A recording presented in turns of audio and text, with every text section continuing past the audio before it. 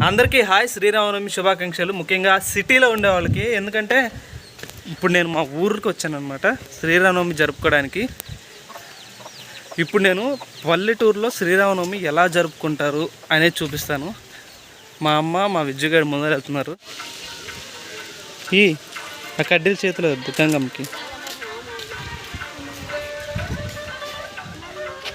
Present మనం దీన్ని ఫొటోస్లోను వీడియోస్లో చూడటం కానీ ఎప్పుడు వాడింది లేదు కదా. మా మేనల్లుడికి రేపు ఎగ్జామ్ ఉందన్నమాట. ఆలోచిస్తున్నాడు, దేవుడికి ముక్తి ఎక్కువ మార్కులు వస్తాయా, చదువుకుంటే ఎక్కువ మార్కులు వస్తాయా. బెల్లాన్ని ఎక్కువ అమౌంట్లో తీసుకుని దాన్ని మెత్తగా దంచుతారనమాట. పీస్గా చేసేసి ఇప్పుడు 3 డ్రమ్లు ఉన్నాయి కదా, వీటిలో బెల్లాన్ని వేసి తిప్పుతారు, నీళ్లు పోసి, ఇంకా యాలకులు, మిరియాలు. ఇక్కడ మా వాళ్ళు తెగ కష్టపడిపోతున్నారు. ఆ మిరియాలు అన్ని వేసి తెగ తిప్పుతున్నారు. అది వాటర్ ముగ్గురు పోస్తున్నారు ఏందని డౌట్ రావచ్చు. దాంట్లో నలక వచ్చింది. దాన్ని క్యాచ్ చేయడానికి మా వాళ్ళు 10 మంది రైలు ఉంచుతున్నారు. చిన్నప్పటి నుంచే లైఫ్ లో సెకండ్ స్కిల్ నేర్చుకోవడం ఎంత ఇంపార్టెంట్ అనేది ఇప్పుడే మీకు అర్థమవుతుంది. అక్కడ నుంచి అతను పంతులు అనమాట. నవమి సందర్భంగా దేవుడిని బయటికి తీసుకొచ్చి ఊరంతా కనపడేటట్టు బయట మండపం మీద కూర్చోబెట్టి పూజలు చేస్తారు.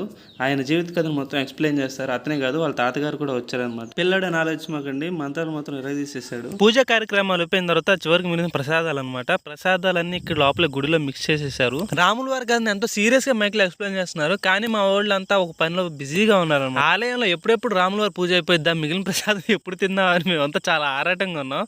మామూలుగా వీడియోలో కానీ బయట గుడిలో కానీ అందిస్తారు, గ్లాస్ వేస్తారు. మా దగ్గర అట్టా కాదు, డిఫరెంట్ అమౌంట్ లో ఉంటుంది. ప్రసాదాన్ని కూడా టిఫిన్ అమౌంట్లో తింటేనే మాకు అరుగుద్ది.